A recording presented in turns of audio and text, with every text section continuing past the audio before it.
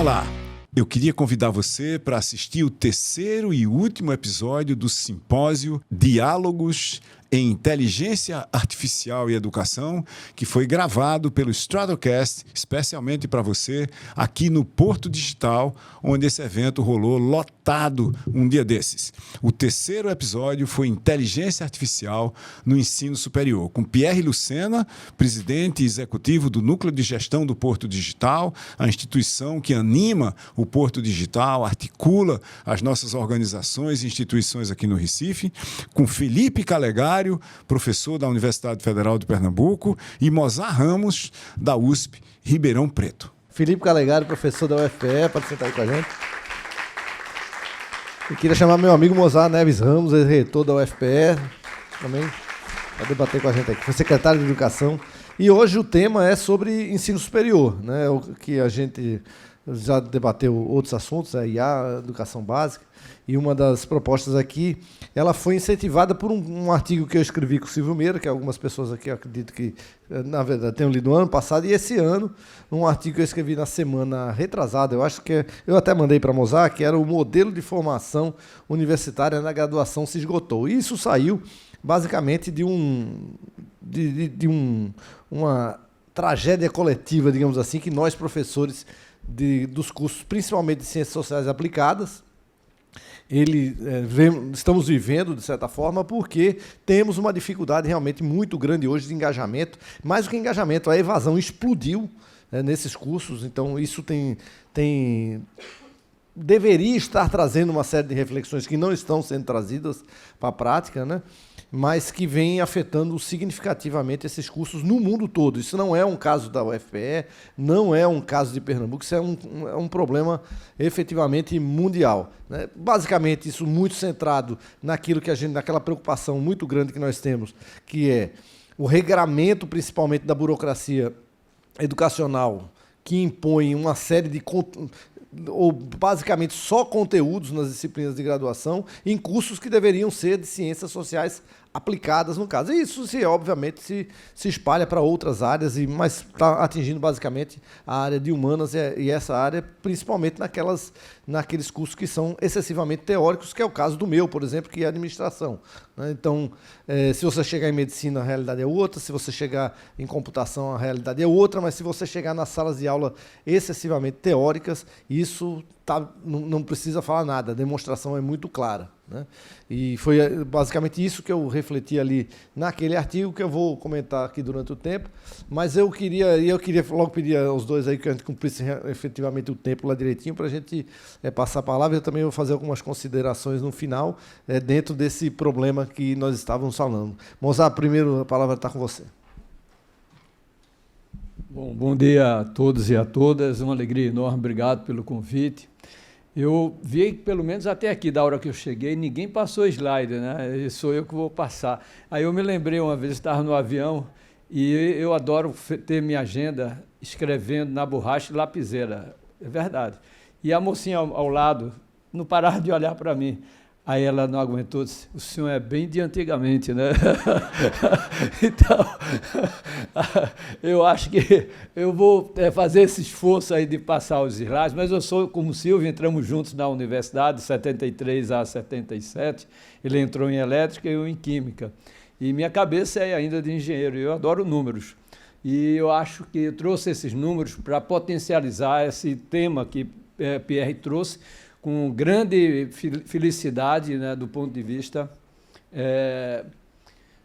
que foi esse artigo aqui, que o Pierre explodiu isso no Brasil inteiro, todo mundo passou a comentar, depois Silvio fez um outro artigo fantástico junto com ele, sobre o mesmo tema, e eu diria que o Brasil, na minha opinião, está passando por uma tempestade perfeita, do ponto de vista do olhar o passado, o presente e ver qual é esse futuro que a gente quer construir em relação ao ensino superior. Porque não adianta a gente falar sabe, vamos ter políticas públicas robustas se não tiver dinheiro. Você não faz qualidade com poucos recursos. Tem que investir fortemente. Foi assim que os países que hoje estão no topo da educação conseguiram mudar, né? Investimento forte e eu acho que, cadê Luciano, na mesa anterior, falta uma liderança transformacional nesse país, na minha opinião.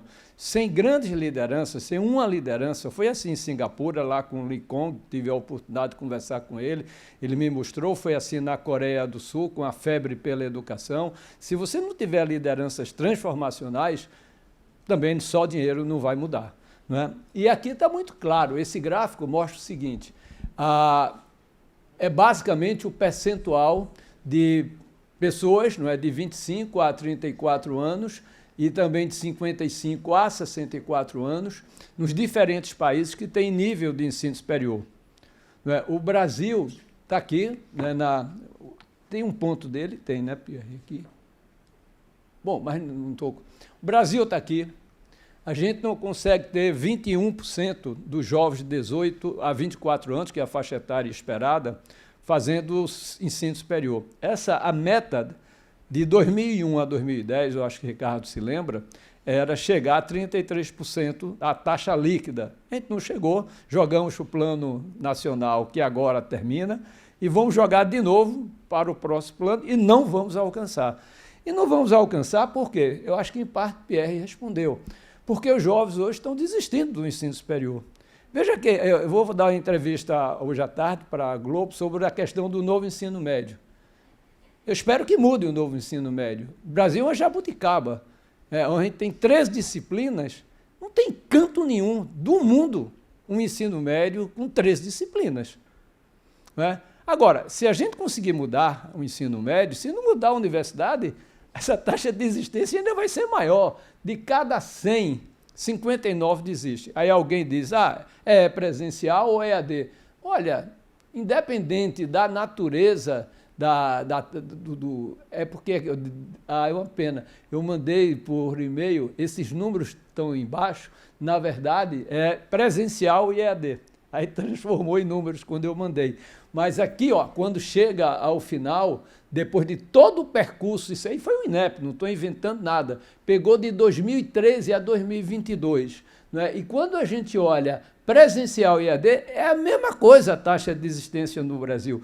O problema é que a gente não tem um modelo que dialoga com o mundo do jovem. Se não tem, o jovem entra numa expectativa de ter uma universidade, ter um ensino superior, não é? E nunca chame Silvio Meira para dar uma aula magna, como eu fiz quando fui reitor.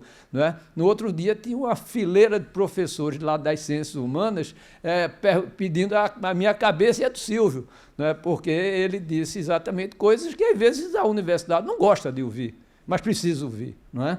Então, a gente tem hoje, por que os alunos então desistem? Novamente deformou que essa linha reta em azul, na verdade, ele pegaria dos 450 pontos, aqui embaixo é a prova do Enem, resultados do Enem, em pedagogia, administração, direito, engenharia e medicina. Na linha horizontal é o número de pontos que os alunos tiraram. Se a gente olhar aqui, a reta foi lá para cima quando eu mandei por e-mail para ti, Luciano. Então, 450 pontos, metade dos alunos que ingressaram em pedagogia no Brasil, dados do INEP, não conseguiriam ter o certificado de ensino médio. Mas entraram na universidade, estão na universidade. E aí? Mas não é só, a pedagogia chama atenção porque a curva está muito deslocada para a esquerda. Mas a administração, a gente tem um percentual importante, ou seja, a gente está vindo e trazendo, ingressando jovens com muitos déficits de aprendizagens que estão no ensino superior. E aí você conversa com o pessoal, tanto de público quanto particular. Eu ando pelo Brasil afora, a turma diz, Mozart, não sei se eu baixo o sarrafo para poder passar ou vou reprovar. No ensino privado superior, é um drama, porque se você reprova, quem vai manter a lojinha? Não vai ter MEC para manter. Não é? Agora, o ensino superior público deveria fazer uma profunda reflexão, porque se fôssemos imaginar um hospital em que 100 pacientes entrassem, fazer essa analogia, porque isso toca mais, não é? E as famílias estivessem esperando a saída dos seus familiares do hospital. E somente 41 saíssem desse hospital. Cadê os outros 59? Não estão. A saúde mata, não é? Mas a educação mata a mente. Então, eu acho que o que está em jogo na discussão da inteligência artificial é como a gente pode pensar em traduzir esse modelo que Pierre colocou com muita propriedade para destruir isso que está aí. Eu fui pró-reitor da universidade de 91 a 95, 30 anos atrás. E os modelos é essas caixinhas aí. Agora, vá tirar as caixinhas, porque cada caixinha tem um dono dentro das universidades. Quando a gente está aqui falando, eu vi vários momentos aqui, falando em aprendizagem baseada em projetos, aprendizagem baseada em times, e a gente forma os nossos alunos todos passando pelas mesmas caixinhas, como se todos os jovens fossem absolutamente iguais. No passado, eu costumava perguntar aos meus colegas, e aí, cara, como é que é a turma tua aí de Química Geral 1? Para saber se era uma turma legal ou não. A gente perguntava a turma, porque a gente não tinha condições de saber aluno por aluno. Mas hoje, com a inteligência artificial, a gente pode ter plano de estudos individualizados, sim. Os alunos têm ritmos e tempos diferentes de aprendizagens, mas nós estamos ainda formando e querendo que todos passem por essas caixinhas horrorosas, que foi um pré-requisito importado da Inglaterra e que implementamos muito mal no Brasil, e que a gente continua ainda oferecendo esse modelo no ensino superior. Quando a gente está fazendo um esforço absurdo na própria educação básica para começar a trabalhar com PBL, TBL, sabe, metodologias ativas, desenvolvimento de novas habilidades. Foi feita aqui uma pergunta na mesa do Ricardo Silvio, né, sobre a questão das socioemocionais. Eu estava uma vez num encontro lá em Santa Catarina, e aí a presidente da Associação Brasileira de Recursos Humanos disse o seguinte: olha, a gente ainda contrata pelo cognitivo, mas demite pelo socioemocional. Ou seja, se a gente não tiver uma educação que promova o desenvolvimento integral dos estudantes, isso não é só na educação básica, é ao longo de toda a educação, ao longo de toda a vida. Mas a universidade resiste, porque cada caixinha dessa tem um dono, e vai tirar desse dono essa caixinha. É mais fácil tirar o reitor do que tirar a caixinha desse dono. Pode olhar. Tem concurso, já tem as marcas de quem vai entrar e de quem não vai entrar. Essa é a realidade que a gente tem. E o mundo todo mudando e a gente olhando, de cada 100, 59 desistem. Desistem porque eles não estão. E se esse novo ensino médio, se essa nova educação básica a gente conseguir, vai ser difícil, vai ser Falamos também de formação de professores. Eu fui relator nisso no Conselho Nacional. As perguntas que surgiram sobre regulamentação vai ter que ser respondido no Conselho Nacional de Educação. O problema é que não tem nem Silvio Meira, não tem o Luciano, não tem essa turma que entende. Vai ter os dinossauros como eu, que usa ainda lápis, caneta, borracha para fazer as coisas. Mas são eles. Uma vez, quando a gente estava discutindo o ensino médio, Pierre, lá no CNE, eu olhei assim, de imediato, viu? Eu peguei assim a média da idade, tinha 68 anos a média, né, da turma. Eu disse, e essa turma que está pensando como deve ser o jovem do futuro. Então, eu acho que a gente está na hora de fazer uma disrupção, porque o mundo está disruptivo. Sinceramente, se eu fosse ministro da Educação, eu chamava essa turma e dizia, olha, me prepara uma proposta inovadora para a inteligência artificial para a educação. E dizer apenas ao Conselho Nacional, debata, porque isso é parte do processo democrático, mas aqui eu tenho uma proposta para poder pensar a educação do futuro e a gente tem que implementar isso. Aí alguém diz, falta dinheiro? Não, dinheiro tem. É preciso, quando você estabelece prioridade, não dizer que você vai gastar o seu dinheiro. Formação que a gente gasta de dinheiro, lá naquela área da CAPES, da educação básica que Fernando Haddad criou, ali o orçamento varia de 1,5 bilhão e já chegou em 2014 até 2 bi. Então não é um problema o dinheiro, é onde você vai botar o dinheiro para investir de maneira correta, para mudar esse quadro que está aí. Não é? Então, o modelo das caixinhas das universidades, ou a gente rompe com isso, ou nós vamos continuar, né, fazendo um esforço, como o PR fez com o Silvio, para poder exatamente pensar. E, um detalhe, não é? Chegou também, eu sou do Conselho Superior da FAPESP. A gente está discutindo agora que ninguém mais quer fazer doutorado nem mestrado. Eu disse, bom, vai ver que é a bolsa. A bolsa da FAPESP agora chegou a quase R$11.000. Está aí, foi na última revista da FAPESP. A dinâmica da crise dos doutores. Então, foi o efeito da pandemia. Acho que talvez a pandemia nos permitiu uma reflexão maior sobre algumas coisas. E que talvez alguns modelos que na prática a gente já vinha adotando, mas que se mostravam ineficientes, eles foram escancarados. E agora está muito claro que ou mudamos ou perecemos. E eu acho que a inteligência artificial, na minha visão, pode ser um grande sinal de esperança nessa mudança. Agora, para isso, a gente vai ter que investir muito, não é pouco não, na formação de quem forma. Caso contrário, a gente vai olhando o retrovisor e se esquecendo de onde aponta a luz para o farol. Não é? Eu acho que é isso que cabe nesse momento, eu acho que é isso que a turma aqui, como vocês estão pensando. E a minha proposta, Silvio, era que realmente vocês produzam um documento e mandem para as instâncias, como alguém disse aqui corretamente, acho que foi você, políticas públicas. Porque onde tem escala, não adianta a gente estar fazendo o queijinho bonitinho. Qualidade para poucos não é qualidade. Qualidade tem que ser para todos. Então, eu acho que se a gente esperar que o Conselho Nacional faça, não faz. E se fizer, vai ser com um retrovisor absurdo. Aí vai dar trabalho para a gente contestar os pareceres e implementar o que a gente não acredita. Uma vez encontro com o Silvio, termina aqui para abrir para o debate, Silvio entra no avião, eu estava lá, ele disse, eu não vou dizer o nome porque ele disse, né? Mas estou arretado aqui, moço. Eu disse, por quê, rapaz? Lutei para fazer a reforma curricular lá da ciência da computação, para pelo menos chegar em 2030, lembra disso? Mas conseguimos chegar no ano 2000. E estávamos em 2020.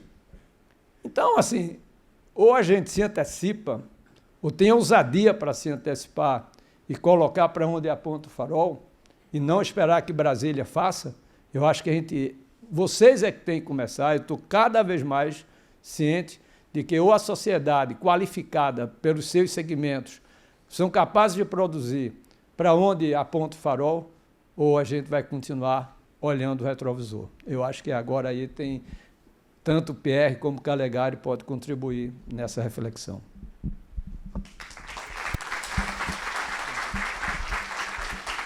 Bom, basicamente o que Mozart falou, né, aquele quadro das caixinhas ali, né, aquilo é bem claro ali do que acontece. Fazer uma reforma curricular na universidade, Mozart deve ter acompanhado muito mais do que eu, é a coisa mais difícil do mundo, né, Mozart? Porque todo professor acha que sua linha de pesquisa merece ser uma cadeira de graduação.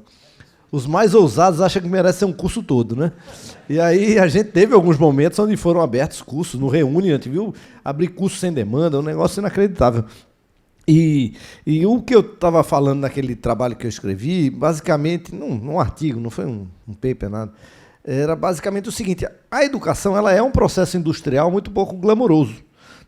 Eu sou professor, dou minhas 2 disciplinas, eu tenho 60 horas, eu sei que vou chegar lá, tem uma lista de alunos que vão me acompanhar, tem as aulas para dar, uma ementa para seguir, no final eu dou uma nota e no final essa máquina vai funcionando aos milhões, né?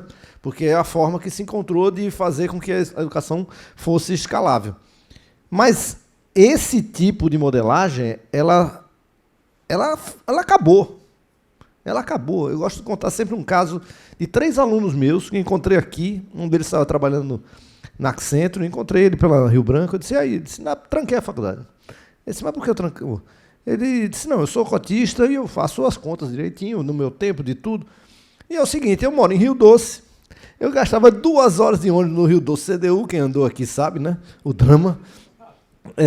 No Rio Doce CDU, demorava mais 1 hora e pouco para voltar sem trânsito, eu gastava 280 de ônibus, mais uns 200 para comer e tal, e é o seguinte, eu já me empreguei aqui agora, eu preciso ser bem diplomado, veja, a palavra que ele usou foi essa, eu preciso ser bem diplomado, não é bem formado, não estou fazendo um juízo de valor, é a percepção dele. E por R$ 404, eu e meus 2 amigos estamos fazendo o EAD do Mackenzie. Veja, ele está fazendo o EAD numa universidade tradicional de ponta, privada, em São Paulo. por R$ 404. Eu só fiquei imaginando o seguinte, pô, quando a GV de São Paulo começar a fazer por R$ 600 ou R$ 500, seja quantos reais forem, um curso superior de administração, quem é que vai ser meu aluno? Eu só fico fazendo essa pergunta. Eu fico fazendo essa pergunta o tempo todo. Porque ali você começa a ver que até de graça já começou a fazer mais caro para quem faz a conta do tempo, até do dinheiro que é gasto. Então a gente entrou numa crise de modelo de negócios. Veja, mesmo sendo gratuito, não é a questão de quanto você ganha. A gente entrou numa crise de modelo de negócios. As pessoas leem as notícias todo dia, só não lê no jornal impresso. Por quê? Porque o modelo de negócios, ele se esgotou. E é basicamente a mesma coisa que a gente está vivendo, lembrando, em algumas áreas das universidades, não são todas, mas numa área que é muito populosa, que é a área de ciências humanas e principalmente de ciências sociais aplicadas. Então, esse é o drama que a gente está vivendo. E é muito comum dizer, não, o professor precisa ser inovador. Tal. Veja, isso precisa ser uma liderança nacional, porque educação é escala como produto de desenvolvimento nacional. Ela não é algo que você resolve com um professor aqui, o professor acolá. Isso precisa ter uma liderança nacional. Para que, veja, eu dou aula de estatística esse semestre. Deve ter uns 5 mil professores dando exatamente a mesma aula que eu dou. Aí eu uso o chat GPT muito, né? E aí o semestre retrasado eu fiquei, pô, gostei pra caramba, porque eu tenho me ajudado a dar aula. Se me deu um exemplo aqui para aplicar com os alunos, tá? Ele pegou a base de dados do Titanic, aí começou a rodar, dá para saber quantas pessoas morreram, se os pobres morreram mais que os ricos, por aí vai. É bem interessante a base.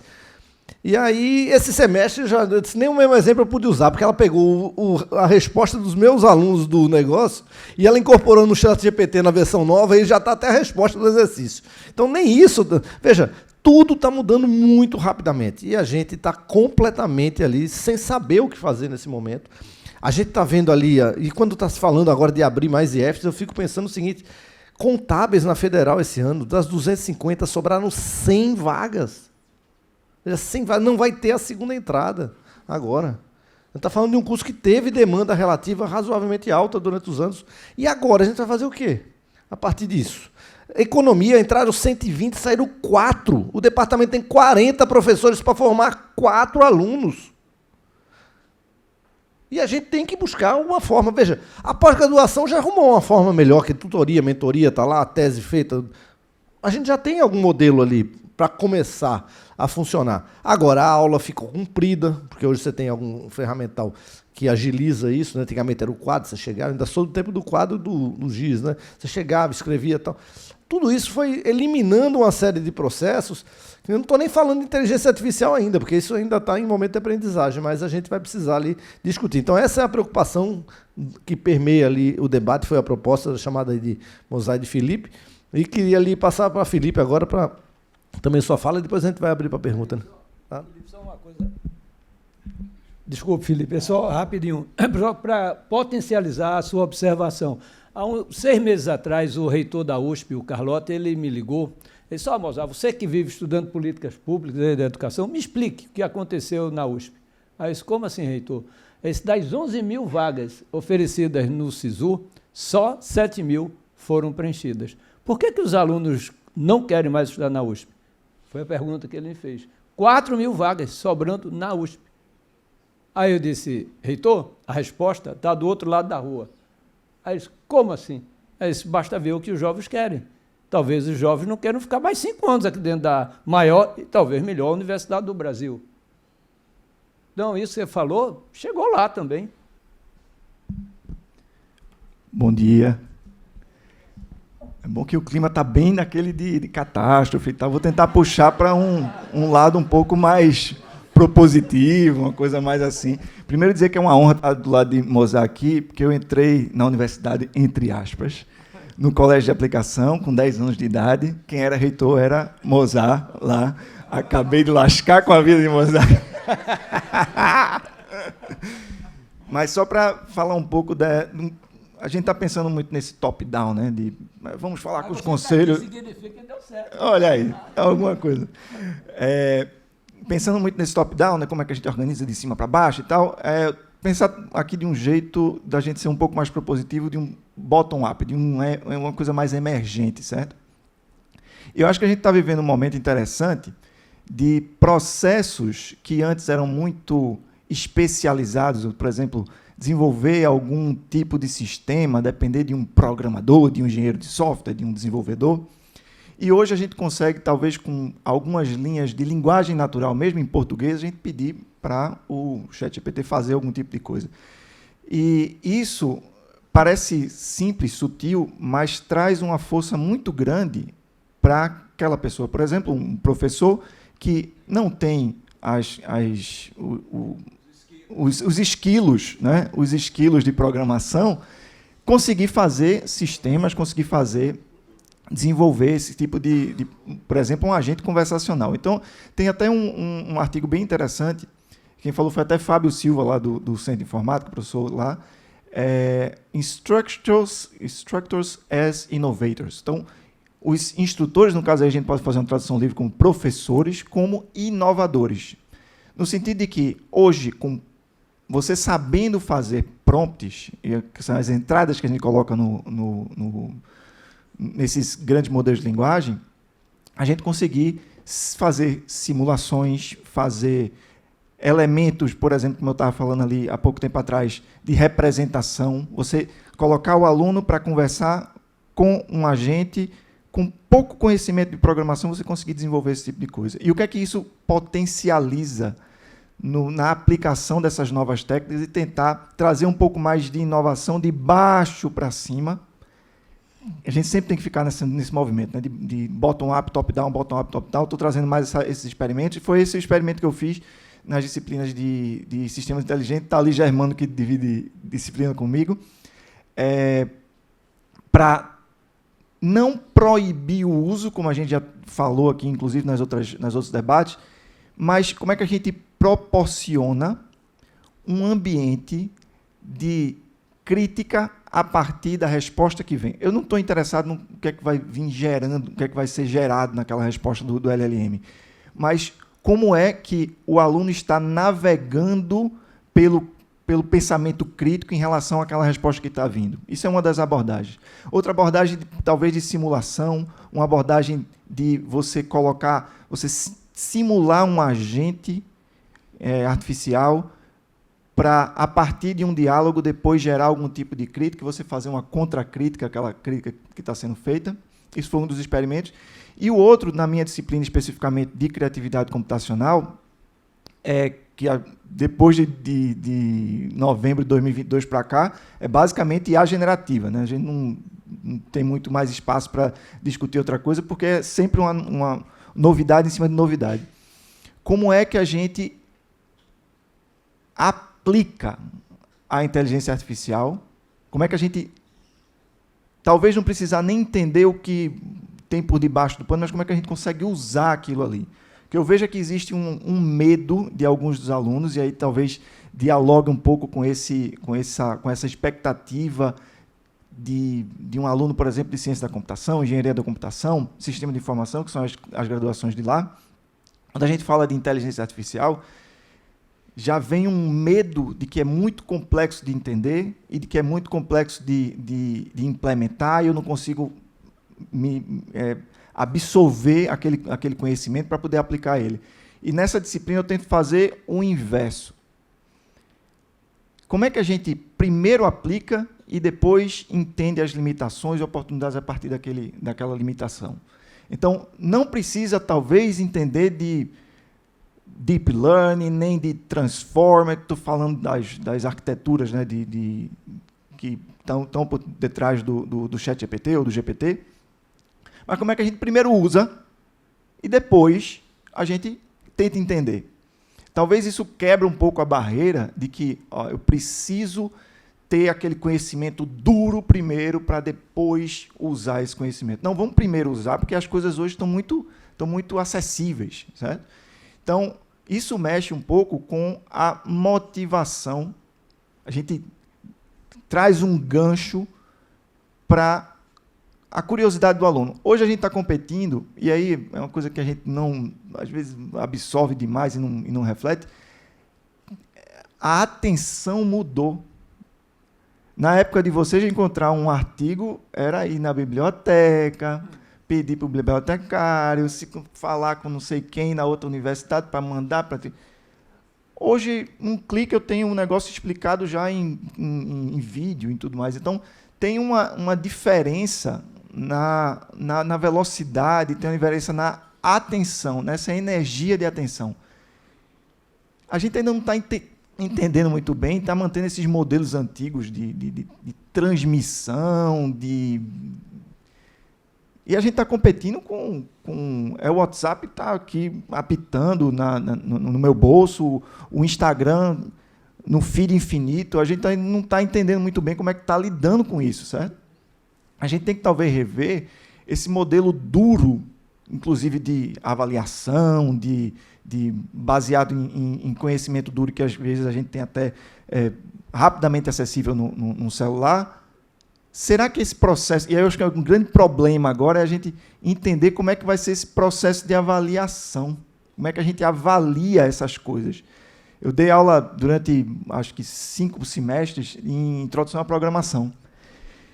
E a gente usa, não sei se vocês sabem, tem um sistema do Google chamado Google Colab, que você aperta um botãozinho no próprio browser e você consegue rodar os códigos, né?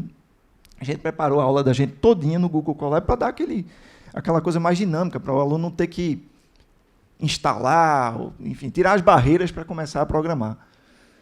E, recentemente, acho que umas 3, 4 semanas atrás, massificou um sisteminha do próprio Google, chamado Gemini, é um modelo de linguagem. Você clica lá e quer ativar o modelo de linguagem dentro da célula aqui do Google Colab, e com nenhum clique, a partir do que tinha escrito em cima, o Gemini já completava embaixo, já dizia a resposta. Você fica meio sem saber o que fazer, porque você faz de um jeito que vai ser mais chamativo para o aluno, vai ser mais interativo, e o próprio modelo de linguagem, que já está embutido ali dentro, já está resolvendo tudo. E agora, como é que a gente faz para praticar algumas desses fundamentos, dessas habilidades que a gente tem, para até melhorar a forma como a gente lida com o LLM, né, com esses grandes modelos de linguagem? Como é que a gente ensina programação para agora, numa fase que a máquina já programa de forma muito rápida? O que é que a gente perde nesse processo? O que é que a gente perde nesse processo de subida nesse nível de abstração? E aí, puxando da primeira mesa, a gente vai ter que entender esse lugar mais abstrato. Esse lugar mais abstrato de o pensamento tem que ser mais crítico, mais estratégico. Ao mesmo tempo, eu tenho que entender como é que as coisas funcionam lá embaixo para fazer as boas perguntas para o sistema responder. Então, tem um equilíbrio. Vocês viram que eu comecei falando do benefício para pessoas que não têm habilidade, por exemplo, de programação. Mas como é que a gente forma, então, essas habilidades de programação? Problemas em aberto. Estou aqui compartilhando com vocês as minhas angústias. Espero a gente debater bem aqui, para não ficar dominando aqui. Obrigado, Felipe. A gente vai abrir para pergunta aqui. Eu vou fazer, como eu sou apenas um moderador falante, digamos assim, né? Que tinha feito a proposta do tema também, talvez eu responda algumas. Silvio Meira pediu a palavra primeiro, depois você, tá bom? Depois 3. Espera que minha mente tem uma capacidade limitada de aguardar. 3, 4, pronto. Não, eu queria fazer uma coisa rapidamente aqui. Eu e Mozart entramos na universidade há 51 anos, né? E que é meio século. Mozart, tu é velho pra caralho. Não é? Não, é velho mesmo, a gente tem que se reconhecer velho. Veja, eu queria fazer uma coisa aqui. A gente tem concentrado muito o discurso em termos... Não, você é velho, exatamente. Você não raspou o cabelo. Quando a gente vai ficando cabelo branco, a gente raspa, que nem Felipe. A gente tem concentrado muito o discurso em cima de grandes modelos linguísticos, tá certo? Mas tem outras coisas tão impressionantes, ou mais impressionantes em certas áreas, como uma área que você entende muito bem, que é química de proteínas, né? Aquele sistema... E eu quero usar esse exemplo que eu vou dar aqui agora para você e Calegari e Pierre refletirem sobre qual é o futuro, inclusive, da formação universitária para fazer certas coisas e quais são os impactos. Até Google DeepMind, né, que é a divisão de inteligência artificial de Google, ter desenhado o AlphaFold. AlphaFold é um sistema de previsão da estrutura tridimensional das proteínas, a partir da expressão unidimensional dos aminoácidos das proteínas. Isso é o negócio mais importante que tem em pesquisa de fármacos, e vacinas e mais tudo que você quiser, porque se você tem a estrutura tridimensional das proteínas, você sabe como atacar coisas, como modificar coisas, como tratar doenças e assim por diante. Então, até AlphaFold tinha 190 mil estruturas de proteínas registradas no banco de dados do IMBL, que é o banco de dados global. E aí, em algumas semanas de processamento, a AlphaFold descobriu 200 milhões de estruturas. 200 milhões de estruturas. Vamos dizer, a avaliação é que isso economizou centenas de milhões de anos de trabalhos de pesquisadores humanos e dezenas de trilhões de dólares, numa pancada só. Semanas de processamento, multiplica por 1000 o número de estruturas de proteínas disponíveis e, literalmente, aspas, economiza ou avança, se a gente quiser, a ciência em dezenas de trilhões de dólares e centenas de milhões de anos de pesquisa. Esses efeitos estão acontecendo em medicina, em física, em química, em computação propriamente dita e assim por diante, tá certo? Capacidade de propor e descobrir teorias e assim por diante. O que vocês acham que vai acontecer agora? O que muda na formação da universidade? Como é que esses sistemas podem ser trazidos para dentro da universidade? Esse sistema, em tese, é um sistema aberto, está online, qualquer um, aspas, que tenha dinheiro para pagar a conta pode usar, não é um negócio secreto dentro do laboratório. O banco de dados mesmo de estruturas está disponível abertamente, de estruturas de proteínas. Né? O que vai acontecer? O que é que vocês acham? Nada. Eu acho que não vai acontecer nada. Ontem Silvio me mandou um WhatsApp, era de noite já, a gente tinha saído para jantar, e aí ele perguntando... Silvio escreveu recentemente uma teoria que está, obviamente, avançando, que é marketing do futuro, que é a minha área, né? Como é que é? Eu disse, olha, primeira coisa, você precisa fazer parte do contexto onde os professores de graduação, que é o início da formação, passem a utilizar o seu livro, que talvez seja uma das tarefas mais desafiadoras, veja, que você tem, é convencer um professor a trocar o seu livro didático. Estou errado? Você vai passar ali porque você tem um conjunto de aprendizagens que você faz a partir dali, de aulas que sai preparando. Então, é uma coisa, é um dos desafios é uma das coisas mais difíceis que você tem. Eu não concordo com aquela ideia de que não, o professor tem que ser inovador, vem de baixo. Eu não acho que vai ser por aí.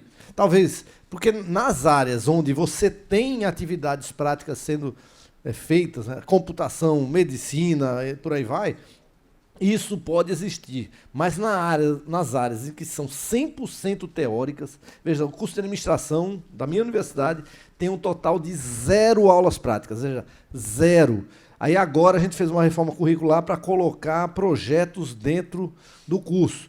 Uma dificuldade imensa que você tem. Né? Por quê? Porque a gente passou a vida toda fazendo aquilo. Né? Então, não dá para esperar que isso não... Isso precisa vir de uma liderança. Não tem jeito. Não adianta achar que nós, como professores, vamos resolver sozinhos. Então, a gente pode melhorar, pode ajudar, mas eu acho que o maior papel que a gente pode ter é pressionar para que essa mudança venha de cima. É pressionar o tempo todo. Porque, veja, as universidades vão acabar vazias. O Mozart não apresentou aqui, mas se pegar a quantidade de vagas que sobrou nos últimos anos, que não foram preenchidas, e vagas gratuitas de universidades, boas universidades, mas e... 1 milhão de vagas ociosas no Brasil. Todo mundo está sendo pago, o dinheiro está lá, agora a turma está vazia. Né? A turma está vazia. Então, esse eu acho que é o problema. Eu acho que, se isso não vier de cima, a gente não muda. Mas não vai acontecer uma coisa diferente numa universidade, não? Talvez. Bom, seguindo aqui Calegari, uma vez eu dei uma palestra. Aí, quando terminou, a senhora veio para mim, era uma professora já de uma certa idade, e disse, professor, eu adorei a sua palestra, mas estou saindo muito deprimida. Eu disse, pelo amor de Deus, não sai deprimida não, vem cá. Ou seja, Calegari, colocou um problema real. Isso é um problema real, não é pessimismo, né? Como Mariano Suassuna costumava dizer, o otimista é um bobo, o pessimista é um chato, eu sou um realista esperançoso. Né? E eu sou um realista esperançoso. E o que Silvio colocou, na prática, Silvio, acho que o Brasil pode aprender com o Brasil. Tem algumas poucas universidades que estão trabalhando já em cima de projetos. O mundo do trabalho está cada vez mais se configurando com base em competências e habilidades necessárias para aquelas atividades. Porque é muito claro, num cenário disruptivo, como nós estamos vivendo, e você vive nesse ambiente muito fortemente aqui no Porto, você vai precisar ter diferentes competências para resolver esses problemas complexos. Não basta mais você ser aquele gêniozinho maravilhoso, porque sozinho não vai resolver.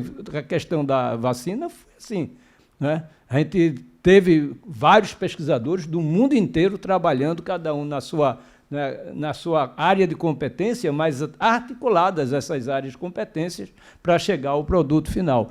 Essa área que o Silvio falou foi a área que eu trabalhei. Obviamente, não trabalho mais, tomei uma decisão em 2013 que não dava mais para assoviar chupacana. Então, tinha que tomar uma decisão, tomei pela opção das políticas públicas em educação. Mas trabalhei muito nisso que Silvio colocou. E isso é um exemplo típico, planejamento de fármacos, que houve uma revolução profunda. Né? No passado, a gente, na verdade, fazia um novo fármaco para chegar até a farmácia, né? Levava-se anos e anos. Hoje, quem tem problema de colesterol sabe que a civastatina, estatinas, tudo que está aí, foi na Merck Sharp Down, com você fazendo o planejamento no computador. E fazendo, Silvio, exatamente todo o desenho da arquitetura desse fármaco, interagindo com o receptor. E aí você sabe exatamente qual é a forma que você precisa ter de encaixe para ter maior eficiência, menor toxicidade, que não adianta ter um medicamento que realmente seja muito forte do ponto de vista de atividade farmacológica, mas se ele também tiver toxicidade muito alta, está matando, você solve por um lado, mata por outro. Então, essa área que você disse é uma área de proteínas, é uma área muito forte e que, na verdade, se caracteriza exatamente se a gente não trabalhar em time, era assim que eu trabalhava. Começava por mim. Então, por exemplo, colesterol. A gente fez um design de uma molécula, o design orientou a quem faz a síntese e a caracterização a sintetizar de uma maneira muito mais racional. Eu já não entrava mais no processo. Quando ele terminava e sintetizava, ia para a área da farmacologia, outra área lá da universidade, que começava a fazer os primeiros experimentos e ensaios. Depois que passava, a gente ia para a área clínica.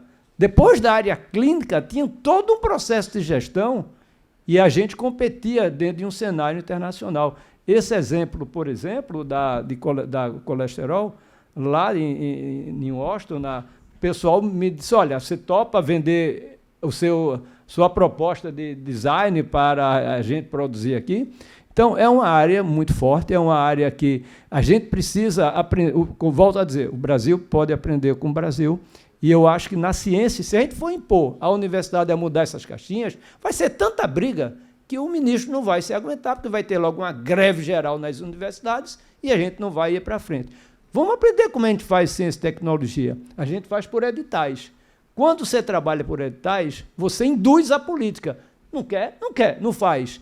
Mas você induz na direção correta. E aí você vai pegar algumas universidades, vou dar o exemplo de uma federal. A Federal do ABC, lá em São Paulo, que eu tenho acompanhado, eles já estão trabalhando, não é mais por essas caixinhas, não. Eles estão trabalhando em cima de estratégias e vendo quais são as habilidades e competências que esses professores, ou esses, na verdade, profissionais precisam ter para ocupar esses novos postos de trabalho.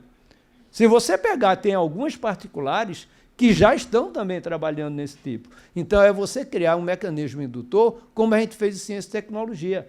E aí a universidade muda mais rapidamente. Se você for tentar mudar essas caixinhas por um decreto lá de Brasília, a gente está ferrado. A gente não vai ser uma greve geral e não vai para frente. Então, acho que na ciência e tecnologia a gente aprendeu um pouco por isso. E o Brasil hoje está na 13ª posição no ranking da produção científica mundial, encostado com a Coreia. Não estou falando de impacto, mas de quantidade de papers publicados. E foi assim. Acho que eu pedi a palavra ali também. Então, Silvio, eu acho que tem, mas vai precisar ter, volto a dizer, nunca houve tanta escassez de liderança transformacional nesse país como mais nesse tempo mais recente, para poder induzir essas políticas inovadoras. E o caminho, eu acho que seria através, por exemplo, de editais como se faz na ciência e tecnologia. Não quer, fica para trás. Quem vai lá e vai conseguir empurrar a fronteira. Oi, para dar uma certa dinâmica aqui, espera aí, que tem um... É ele aqui, né? Mas só para dar uma certa dinâmica, a gente faz 2 perguntas, aí volta, aí 2 perguntas e encerra, né? O Germano foi o último inscrito ali. Não, foi o último, tá? Vocês 3. Certo. Se apresenta rápido e pergunta certo. Curta. Tá? Bom dia, boa tarde. Sou Henrique Alves Passos, estudante do Centro de Informática da UFPS. Estou atualmente no 2º período de Engenharia da Computação. Uma coisa que eu achei bem interessante foi a questão daquele gráfico lá que o professor Mozart mostrou, que foi a parte de Enem, que eu tenho acompanhado.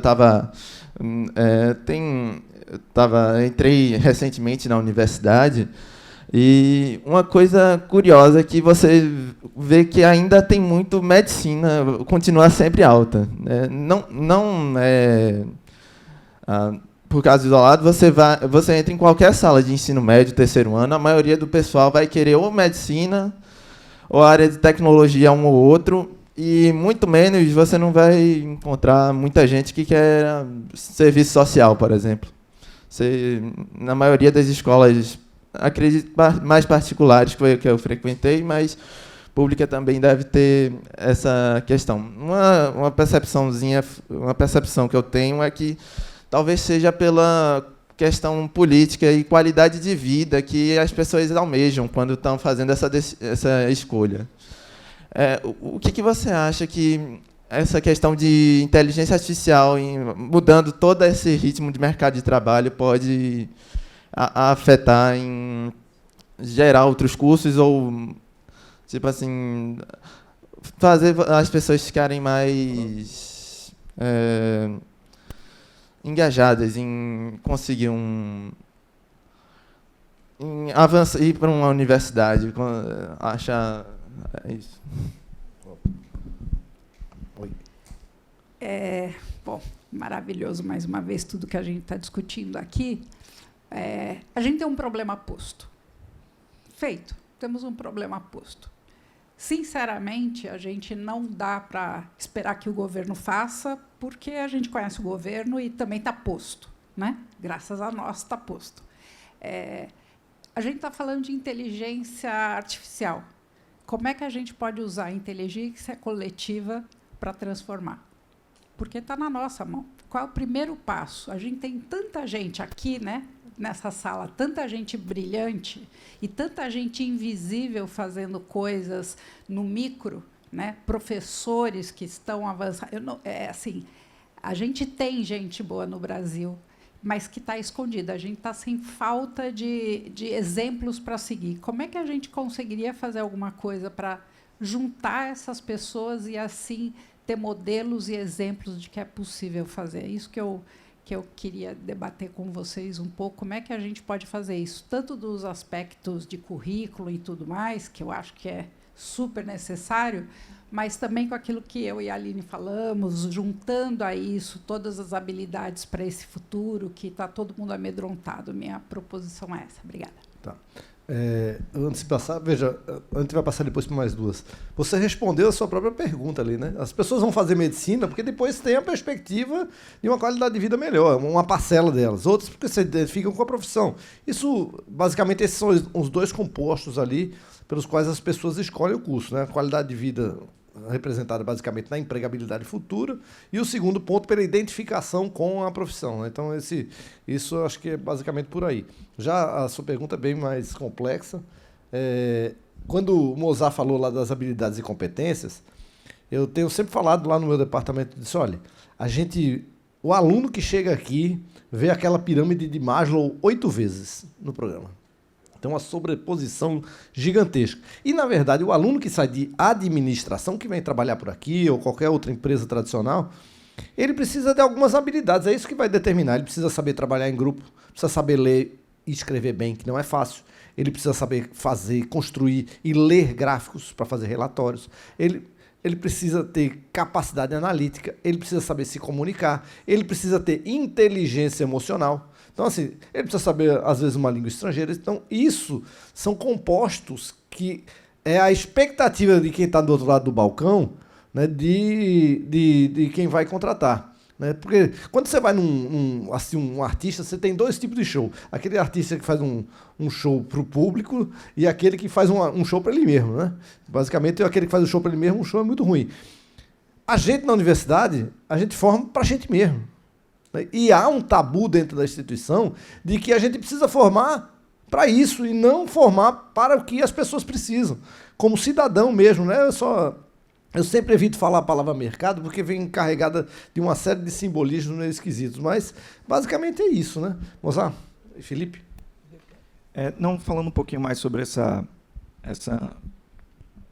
vou dizer até uma angústia minha, que é em relação a essa pulverização, a gente não consegue ver as coisas se formando, a gente até descobre, sei lá, um professor na Unicamp que está fazendo um modelo de linguagem em português, aí tem outro professor que está fazendo ali.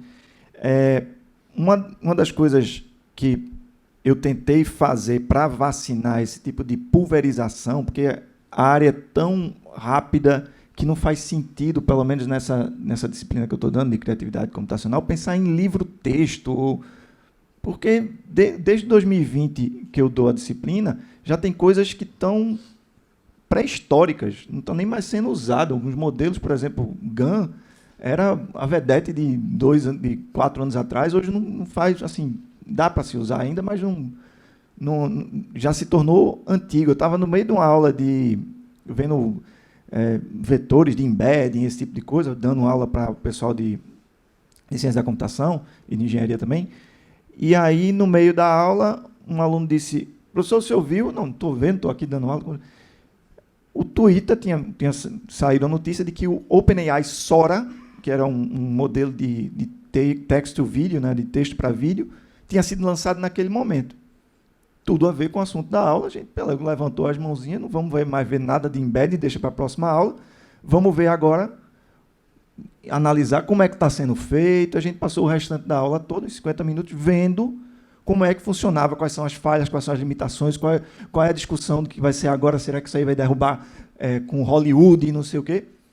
Então, esse tipo de talvez jogo de cintura, né, com essas coisas que estão vindo, a gente tem uma abordagem um pouco mais aberta, em vez de ser essa coisa super estrita do currículo, esse tipo de coisa, ter mais espaços, mais ambientes de aprendizagem do que uma coisa baseada em conteúdo, talvez. Né? Para dar aula lá, eu inventei de namorar uma filósofa, mestre em educação, e acabou psicologia agora. E que paz a área, assim, sem... Filosofia é uma coisa tão... Que paz, velho, você lê coisa que está lá 400, estou sendo bonzinho, 2000 anos, está lá 2000 anos ela falando das coisas, falando de Sócrates, que paz, velho. Eu tenho também estou me casando agora dia 31 de julho, viu? Só para você dizer. Acabou. Gostei tanto que... Mas é como se fosse... A gente, na computação, a gente está num corre-corre tão grande, correndo atrás das técnicas para dar o melhor conteúdo ali, né? Fazer essa curadoria de conteúdo, que é um estado de tensão. Eu me lembro, Silvio, a gente trocando mensagem uma vez, dizendo que está muito rápido, as coisas estão muito rápidas, como é que a gente consegue lidar numa velocidade humana para isso, certo? Eu, no meu trabalho de formiguinha, fui lá, criei um repositório no GitHub, colocando as referências que eu acho interessantes para serem lidas. Comecei a botar essa coisa desde 2021 para cá, já fiz várias modificações, já joguei um monte de coisa fora, mas ele vai crescendo e aí começa a ser meio que uma ilha que as pessoas olham e dizem assim, eu quero contribuir. Aí pega, manda uma requisição lá, eu pego, aceito. E isso está embolando aí, desde 2021, já está com 2.3 estrelinhas, 1000 estrelinhas, que o pessoal bota lá no GitHub, que é uma forma de você mapear, e com 300 e poucas replicações que fizeram do repositório, e uns 78 contribuidores internacionais, né, esse tipo de coisa. Então, é uma iniciativa extremamente, talvez até ingênua, mas que ajuda a, pelo menos, jogar uma boia para quem está perdido nesse mar de informação. Vamos segurar aqui, e essa coisa está sempre sendo atualizada. E isso vira também um farol para as pessoas que quiserem seguir um caminho, mas também que se quiserem contribuir para lá. Então, é um negócio interessante como experimento social, né, de você ter esses agrupamentos. Mas é muito difícil lidar com esse mar de informação. Vou deixar para Tá bom. Porque tem 2 perguntas. Tem 2 perguntas agora e a gente encerra, tá bom? Oi. Você. Meu nome é Dorian, sou de Campinas, gosto de trabalhar com educação e eu queria fazer uma ponte e ver a opinião de vocês com o que o Ricardo falou ao começo do evento. Que nós estamos numa confusão danada, muita coisa, tudo acontecendo, mas o que a gente está precisando, na verdade, é imaginar que sociedade a gente vai ter no futuro. Porque a gente está treinando, formando pessoas, você não sabe se vai ter vaga para elas. Você vai ver uma sociedade onde que tem o nem estuda, nem trabalha, que cada vez aumenta mais. Eu gostei do que a nossa colega colocou também, que falou assim, a gente vive muito dos exemplos. A hora que você olha os jovens hoje, ele está vendo exemplo aonde, da onde que ele pode chegar. O que é sucesso para ele? E vem ainda um lado da sociedade que está dizendo assim, como é que vão ser as empresas do futuro? Ou a sociedade hoje está faltando gente para trabalhar porque eles estão recebendo uma assistência e não precisam fazer esforço para se desenvolver. Então, se a gente está passando, seja no ensino médio, ou ensino, o live learning, que é a vida inteira estudando, e a gente está faltando gente, a gente tem recurso, tudo, não cabe uma reflexão de saber assim, para onde a gente quer ir para se inspirar? E a IA deveria estar nesse contexto. Onde que a gente quer ir com ela? Eu queria saber um pouquinho que vocês pensassem ou comentassem um pouco sobre isso. Oi, Germano, agora a última. Ali. Germano é professor também da universidade. Dá, mas é porque está gravando ali. Germano é professor da universidade, também empreendedor aqui do Porto Digital.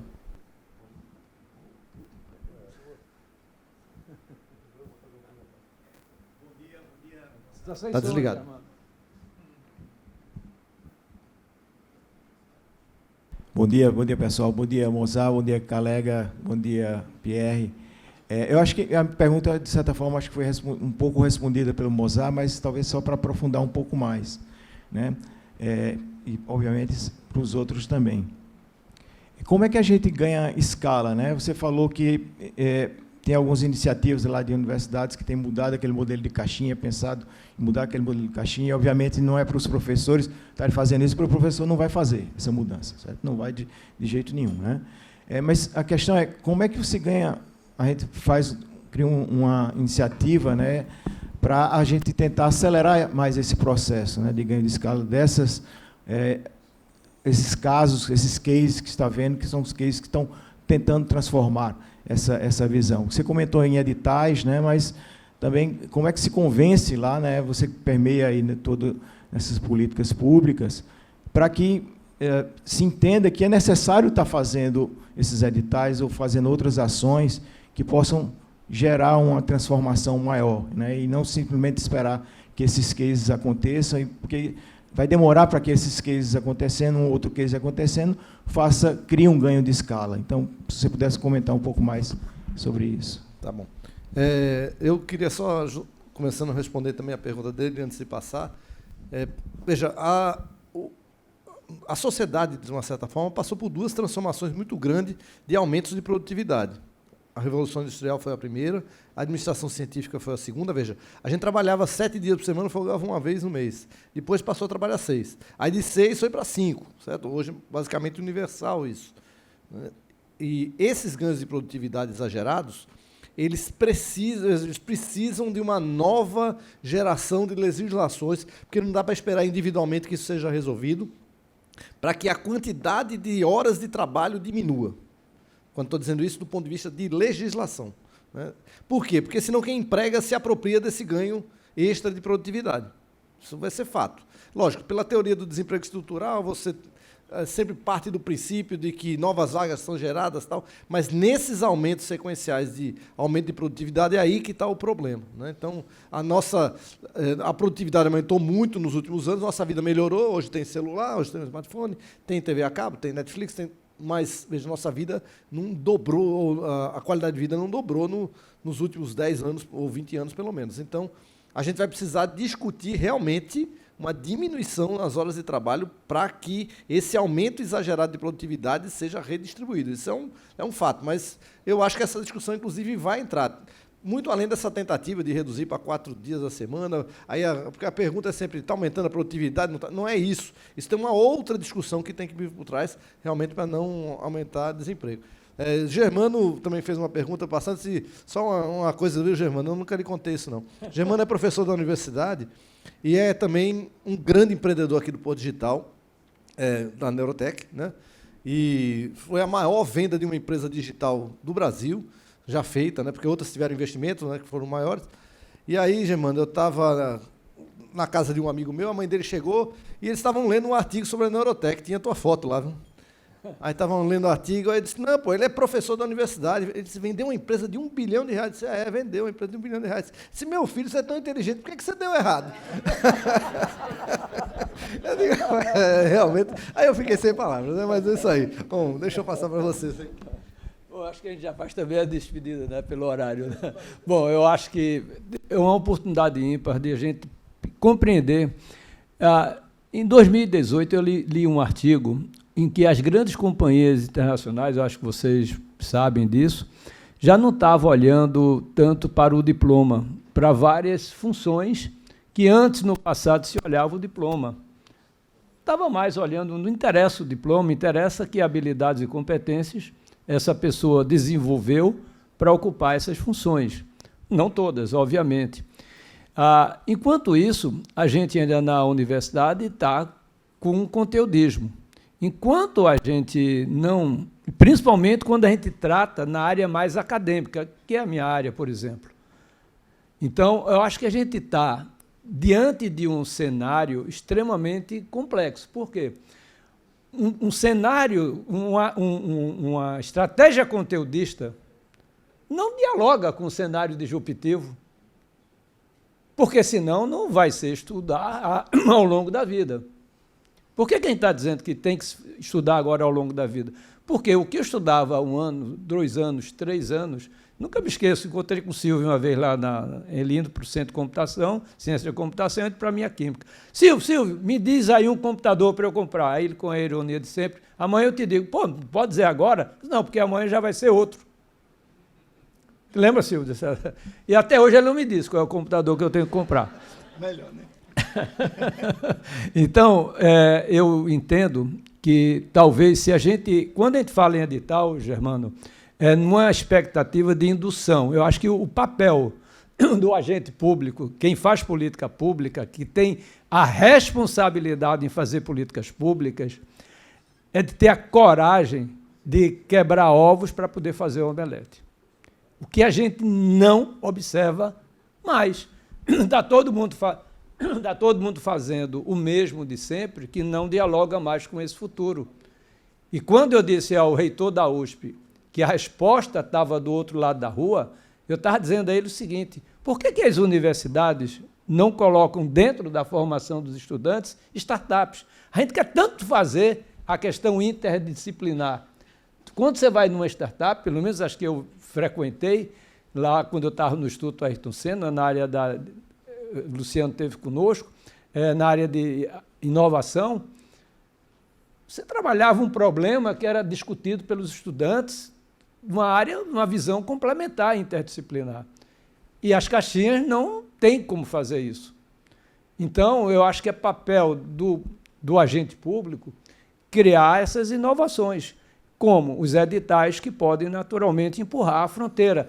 Por exemplo, a FAPESP em São Paulo, e não é à toa que São Paulo está, em vários aspectos, anos-luz em relação ao Brasil, já tem hoje editais de políticas públicas nessa área e com muito dinheiro para poder fazer essas mudanças. E foi uma das razões que eu até achei que poderia contribuir no conselho da FAPESP. Então, eu entendo que se a gente não tiver a coragem para fazer essas mudanças, ficar olhando, sabe, não vou quebrar ovos, vou ficar... a gente não vai para canto nenhum. O maior exemplo eu tive aqui, quando a gente implementou as escolas de tempo integral. Não era mais tempo, não, porque mais tempo numa escola chata é castigo para o aluno. Mas era educação integral em tempo integral, colocando o aluno no centro do processo de ensino e aprendizagem. O SUS não é para agradar o profissional da saúde, é para chegar ao paciente. Um Sistema Nacional de Educação deveria ser constituído para chegar ao aluno, que é o nosso grande cliente, para que ele se desenvolva na sua integralidade. Para isso, você vai tirar o eixo do poder, que hoje está no professor, e passar para o aluno e ponderá-lo para o seu desenvolvimento. Então, como é que a gente faz isso? Sem quebrar ovos, a gente não faz. O problema é que todo mundo está comprometido com seus aspectos políticos, querem preservar aquilo para poder se elevar verticalmente e não olhando, de fato, para a sociedade. Eu acho que a gente está precisando de lideranças transformacionais, volto a dizer, que pensem na sociedade e que sejam capazes de captar na sociedade as mudanças que estão chegando. Caso fiquem olhando os currículos dentro da universidade, hoje a velocidade com que as coisas estão se transformando lá fora é muito maior do que os currículos. No passado, quando o mundo era conteudista, era a universidade que influenciava o setor produtivo, vamos chamar, as empresas, as indústrias de inovação. Hoje, elas estão criando, como vocês sabem bem, as suas universidades corporativas. Por quê? Porque as universidades não estão conseguindo responder na velocidade que deveriam responder. Então, quem mantém as universidades, minha opinião, deveria ter essa coragem para poder fazer essa mudança. E, para fazer isso, tem que quebrar ovos.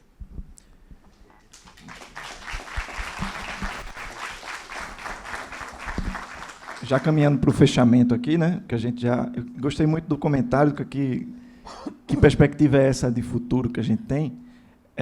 Eu acho que com esses grandes modelos de linguagem a gente começa a perceber o papel da gente não como o robô roubando o trabalho do ser humano, mas o ser humano roubando o trabalho de um robô, que é basicamente quando chega um ChatGPT e você vê que ele faz uma atividade que antes a gente considerava um trabalho humano, você fica meio, e agora? O que é que eu vou fazer? E eu acho que, se a gente consegue, e é uma utopia linda e maravilhosa que eu tenho na minha cabeça, que é ter mais tempo para focar em coisas que eu quero criar, eu quero combinar ideias, eu quero fazer outros tipos de coisas, eu não quero ficar perdendo tempo com burocracia. E é só uma partezinha, um exemplo que a gente fez lá, não sei nem se posso falar, mas... imaginem que eu não falei, certo? Está sendo gravado não, né? Tá, então... Fala, agora já foi. Não, é uma besteira que é essa coisa de escrever projeto de extensão, por exemplo, certo? Tem os três pilares da universidade, ensino, pesquisa e extensão, tem muito professor lá no centro de informática. A gente criou, basicamente, o robozinho, você bota uma frase, ele gera o resumo, você bota o resumo, ele gera a justificativa, você pega a justificativa, ele gera a metodologia, da metodologia você gera... E fica lindo o projeto no final. Mas está tudo bem, porque ninguém... Então, eu estou... Desde a época que o Mozart era rei. Não está lendo, né? Só para preencher formulário. Pronto. E é excelente se é para isso. Mesmo se a burocracia serve para esse tipo de coisa, então a gente atua com um robô para fazer esse tipo de burocracia. E dá tempo para o professor, para o aluno, o que quer que seja, pesquisar, ter mais ideias, ter uma parte mais criativa, ou fazer nada, né, também. Ô, Calegari, deixa eu ilustrar um ponto rapidinho. Durante uma dessas lives da pandemia, um professor disse assim, professor Mozart, sabe qual é o problema de fazer essas aulas por EAD, por não sei o quê? Eu não sei se o aluno está filando, está colando, né? Aí um aluno pediu a palavra, eu disse, pois não, diga. Aí disse, professor, se o senhor fez uma pergunta cuja resposta estava no livro, essa não era a pergunta que o senhor deveria fazer. O senhor deveria fazer a pergunta cuja resposta não estivesse no livro. Essa é que está mudando. né? Então, o professor estava com o olhar da decoreba, né? Então, vou lá, faço a pergunta, está no livro. Se ele abrir o livro, ele vai ter a resposta. Mas essa não é mais, né, o caminho, não é mais o caminho. Bom, eu vou passar para o Luciano, que ele vai só explicar também, porque tem uma oficina à tarde e tudo. Dizer que a gente vai fazer uma trilha de educação do futuro, né, no Hack and Play. Assim, vai ter uma série de discussões. Eu vou estar com o curador, eu convidei o Luciano também para participar com a gente. O Mozart está convidado, o Felipe também, para serem debatedores ali no Hack and Play. Mas eu queria agradecer vocês dois, agradecer todo mundo. Obrigado pela presença e valeu mesmo, viu? Um abraço. Pessoal, só para lembrar que às 14 horas, talvez sem nenhum atraso, o André Neves, que está ali, vai coordenar um hands-on, uma oficina com Strategia, que é a plataforma desenvolvida pela TDS, que usa agentes artificiais para promover debates e tem outras peculiaridades muito interessantes lá. Eu já ia dizer, 8º andar, tem um conjunto de notebooks lá, porque é hands-on. Quem tiver seu notebook é mais que bem-vindo, porque não vai ter para todo mundo, né, André? Mas tem uma transmissão para uma outra sala lá mesmo no 8º andar, quem quiser só apenas observar. Essa é uma coisa. A outra que eu queria convidar rapidamente aqui a Juliana Gavini, que é coordenadora do Hub de Inovação Aberta do SESI Senai, que tem um convite para vocês. E eu tenho outro, antes de passar o microfone para ela, que isso aqui é só um esquenta, como o Pierre mencionou, um rolê do Hack and Play. E lá fora tem o QR Code que você já se inscreve. As inscrições estão abertas e venham, porque isso aqui, olha, esse tipo de debate aqui é o que vocês vão encontrar e muito mais no Hack and Play, tá? Aliás, está aqui também. Beleza? Muitíssimo obrigado. Juliana, por favor. Obrigada, Luciano, Silvio. Que dia, hein, gente? Que manhã, né? A gente sai daqui provocado e chega agoniado. Com muita provocação boa, mas muito animado para fazer coisas incríveis aí para promover o futuro da educação, né? Ajudar a construir esse processo. Lá a gente tem uma iniciativa que chama NAVE, né? Um hub de inovação aberta focado em educação básica, profissional e superior, olhando para as redes SESI e Senai. E aí eu quero convidar, na verdade, convocar o ecossistema que atua nessa área. Nós estamos em busca de parceiros tecnológicos, especialmente startups que desenvolvam soluções para aplicação na educação. A gente abriu uma chamada, uma categoria que se chama Aliança Educacional na plataforma Inovação para a Indústria. Não sei se quem conhece esse instrumento, já existe há 20 anos e tem direcionamento de recursos para apoiar projetos de inteligência artificial na educação, experiências para o processo ensino-aprendizagem e diversidade, equidade e inclusão na educação. Esses são 3 temas estratégicos dessa chamada. A gente quer convidar vocês, convidar o ecossistema para trazer os seus projetos, inscrever lá com a gente e fazer um trabalho de cocriação. As redes SESI e Senai, junto com as startups e empreendedores, desenvolvendo suas soluções. Contamos com a participação forte aqui do time Porto Digital, Ecossistema Recife, e esse convite segue para o Brasil inteiro. Bora trabalhar juntos aí nessa iniciativa, tá bom? Obrigado, pessoal. Plataformainovação.com.br. Obrigado, gente. É isso aí. Até de tarde. Valeu!